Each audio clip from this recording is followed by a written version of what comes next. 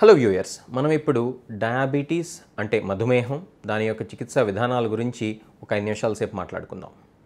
Diabetes ఉన్నటువంటి వాళ్ళు ముఖ్యంగా లైఫ్ స్టైల్ డిసీజ్ కాబట్టి ఇది లైఫ్ స్టైల్లో మార్పులు తీసుకురావాలి. లైఫ్ స్టైల్లో మార్పులు తీసుకురావటం అంటే ఆహార నియమాలు పాటించాలి.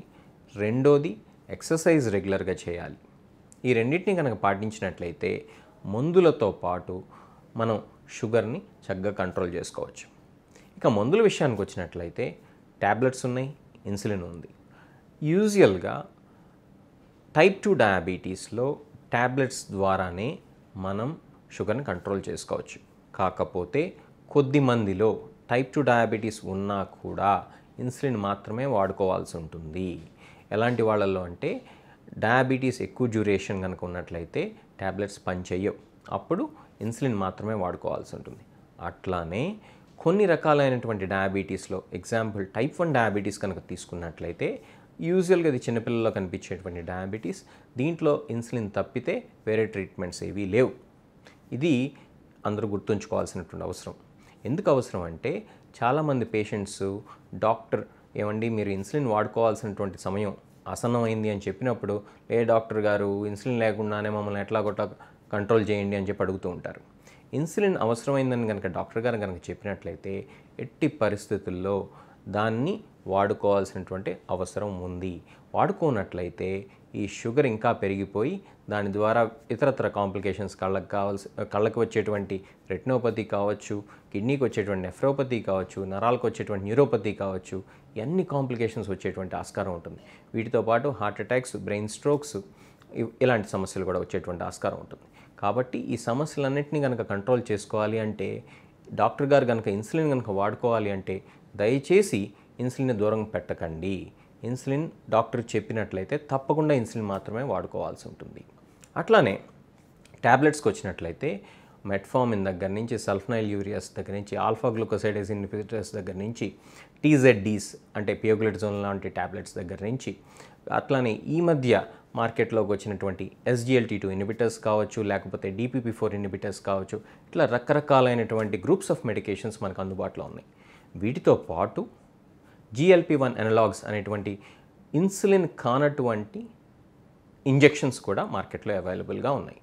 ఈ అన్ని మందుల్లో మీకు ఏది అవసరమో మీ యొక్క ఎండోక్రైనాలజిస్ట్ కానీ లేకపోతే మీ యొక్క ఫిజిషియన్ కానీ వాళ్ళు గుర్తించి ఆ మెడికేషన్ 1 కానీ 2 కానీ లేకపోతే కొన్నిసార్లు కాంబినేషన్స్ కానీ వాడుకోవటం జరుగుతుంది. కొన్నిసార్లు ఇన్సులిన్తో పాటు ట్యాబ్లెట్స్ కూడా వాడుతూ ఉంటాం. అంటే ఇన్సులిన్ దాంతోపాటు ట్యాబ్లెట్స్ కూడా అన్నమాట. ఈ యొక్క కాంబినేషన్స్ వల్ల మనం షుగర్ని కంట్రోల్లో ఉంచుకుని ఈ డయాబెటీస్ వల్ల వచ్చేటువంటి కాంప్లికేషన్స్ ఏవైతే ఉన్నాయో వాటిని మనం కంట్రోల్ చేసుకోగలుగుతాం. అట్లానే ఇంకొక ముఖ్యమైనటువంటి గమనిక ఏంటంటే ఈ డయాబెటీస్కి వాడేటువంటి ట్యాబ్లెట్స్ కానీ, ఇంజెక్షన్స్ కానీ, ఇన్సులిన్ వల్ల కానీ వచ్చేటువంటి ముఖ్యమైనటువంటి కాంప్లికేషన్ ఏదైతే ఉందో దాన్ని అందరూ గుర్తుంచుకోవాలి. ఏంటి ఆ కాంప్లికేషన్ అంటే అది హైపోగ్లైసీమియా. అంటే బ్లడ్ షుగర్ లెవెల్స్ ఉండాల్సిన దానికన్నా కనుక తక్కువగా కనుక ఉన్నట్లయితే, అంటే 70 లేదా అంతకన్నా తక్కువగా ఉన్నట్లయితే మనం హైపోగ్లైసీమియా అని చెప్తూ ఉంటాం. దీన్ని మిల్లీగ్రామ్స్ పర్ డెసిలీటర్లో కొలుస్తాం మన ఇండియాలో. 70 అంతకన్నా తక్కువగా కనుక షుగర్ లెవెల్స్ కనుక పడిపోయినట్లయితే అది చాలా డేంజరస్ కాంప్లికేషన్.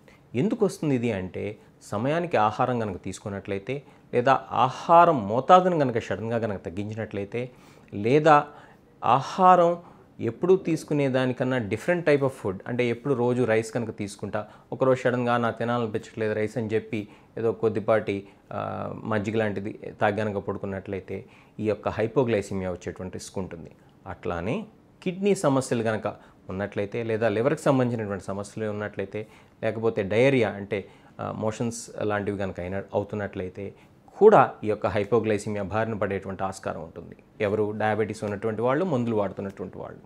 అందుకని చెప్పి ఈ సందర్భాల్లో చేయాల్సింది ఏంటంటే వైద్యుడి దగ్గరికి ఇమీడియట్గా వెళ్ళాల్సి ఉంటుంది. కిడ్నీకి తరచుగా పరీక్షలు చేసుకోవాల్సి ఉంటుంది. సమయానికి ఆహారం తీసుకోవాల్సి ఉంటుంది.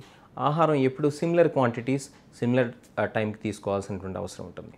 అట్లానే సొంతగా మందుల్ని అడ్జస్ట్ చేయటం అనేది ఎట్టి పరిస్థితుల్లో చేయకూడదు.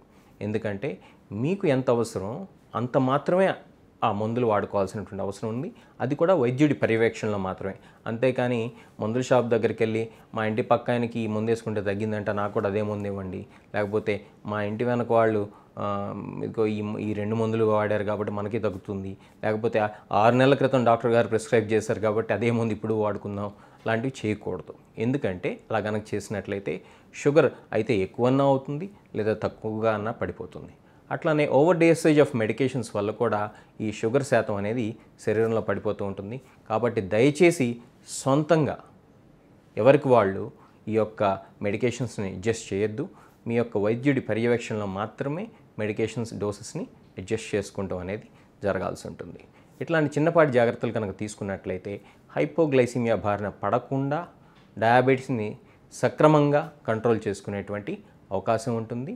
అట్లానే డయాబెటీస్ వల్ల వచ్చేటువంటి కాంప్లికేషన్స్ ఏవైతే ఉన్నాయో వాటి బారిన పడకుండా మనల్ని మనం కాపాడుకునేటువంటి అవకాశం ఉంటుంది. వీటన్నిటితో పాటు అన్నిటికన్నా ముఖ్యమైనది హెల్తీ లైఫ్ స్టైల్, అంటే వ్యాయామం, అట్లానే డైటీషియన్ లేదా మీ యొక్క ఫిజిషియన్ లేదా ఎండోక్రినాలజిస్ట్ చెప్పినటువంటి ఆహార నియమాల్ని చక్కగా పాటించడం.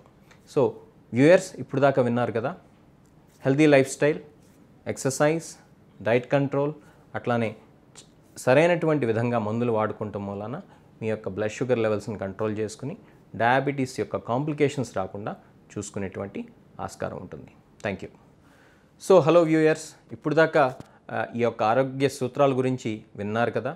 ఇట్లాంటి మరిన్ని వీడియోస్ కోసం తప్పక చూస్తూ ఉండండి ఈ యొక్క యూట్యూబ్ ఛానల్. మరిన్ని విషయాల కోసం తప్పక చూడాల్సినటువంటి ఛానల్.